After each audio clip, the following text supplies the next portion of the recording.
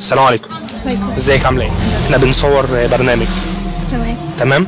هنعرض عليك عرض دلوقتي مقابل ايفون 12 برو ماكس سعره 25000 جنيه. تمام. العرض هو انك تقلعي الحجاب دلوقتي قدام الناس كلها. موافقة. موافقه تعملي ايه؟ ازاي تسألني سؤال لازم ارد عليه؟ يعني انت موافقه تقلعي الحجاب دلوقتي عشان خاطر ايفون ب 25000 جنيه؟ ايوه عادي. طب يلا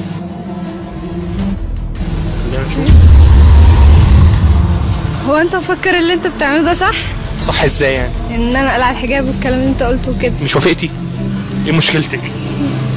يا أيها النبي قل لأزواجك وبناتك ونساء المؤمنين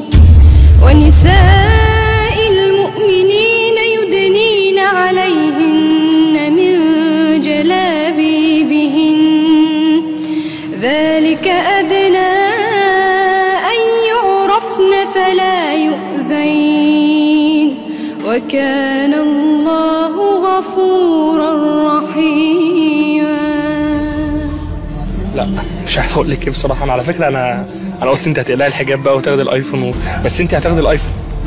والله بجد يعني حلال عليكي 100% يعني في احسن من كده يعني تاخدي ايفون عشانه بجد يعني. الله يبارك فيكي وفي اللي رباكي والله. احنا عايزين بقى نسمع حاجه كمان. هقول لكم انشوده بقى. انشوده؟ طيب يلا. ربنا صلى وسلم والملائكة الكرام ودعانا كي نصلي على النبي بدر التمام. ربنا صلى وسلم والملائكة الكرام ودعانا كي نصلي على النبي بدر التمام. يا حبيبي يا محمد يا مظلل بالغمام. يا حبيبي يا محمد يا مظلل بالغمام. جئت نورا للبرايا وأمانا وسلام. جئت نورا للبرايا وأمانا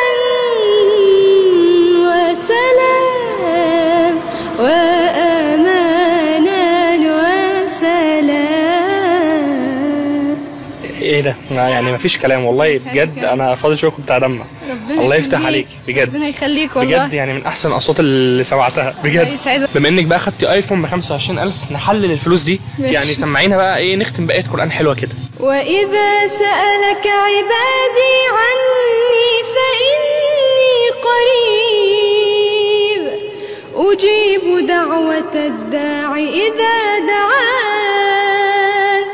فليستجيبوا لي وليؤمنوا بي لعلهم يرشدون. انت ازاي مش مشهوره؟ لا بجد انت ازاي مش ترند بقى؟ وبجد لا مش بهزر فعلا. ازاي؟ نصيب ربنا عادي. انت اصلا بتقدمي كونتنت؟ ايوه اكيد اكيد عشان الناس تخش تتابعك بس. اكيد والله. بتنزلي اناشيد وقران بقى وكده؟ ايوه تمام. يعني بصراحه انا شايف ان دي اللي تستاهل المتابعه مش الاشكال التانية اللي بنتابعها مع احترامي لاي حد. ربنا يبارك فيكي وفي اللي رباكي يعني. الله يسعدك. مبروك عليكي الايفون. هو حاسس بنفسيتك شويه.